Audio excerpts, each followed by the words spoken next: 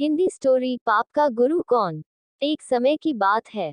एक पंडित जी कई वर्षों तक काशी में शास्त्रों का अध्ययन करने के बाद गांव लौटे। पूरे गांव में शोहरत हुई कि काशी से शिक्षित होकर आए हैं और धर्म से जुड़ी किसी भी पहेली को सुलझा सकते हैं। शोहरत सुनकर एक किसान उनके पास आया और उसने पूछ लिया, पंडित जी आप हमें ये बताएं कि पाप का गुरु कौन है।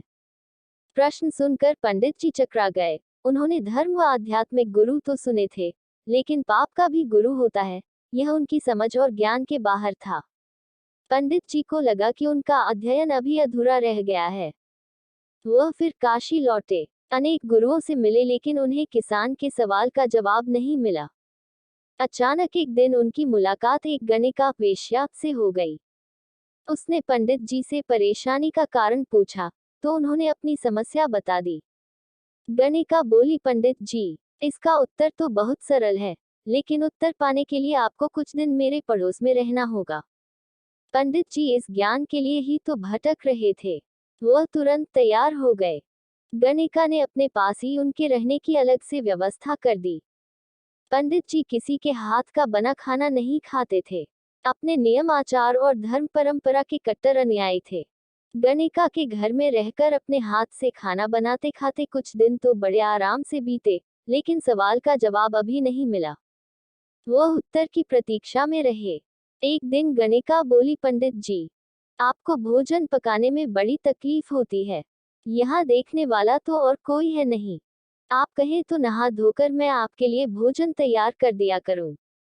पंडित जी को राजी करने के लिए उसने लालच दिया, यदि आप मुझे इस सेवा का मौका दें, तो मैं दक्षिणा में 5 स्वर्ण मुद्राएं भी प्रतिदिन आपको दूंगी।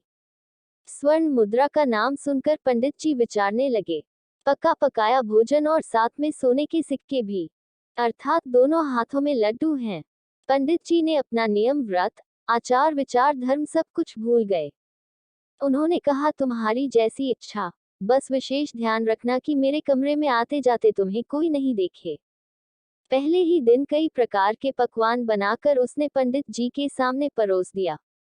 पर जो ही पंडित जी ने खाना चाहा, उसने सामने से परोसी हुई थाली खींच ली।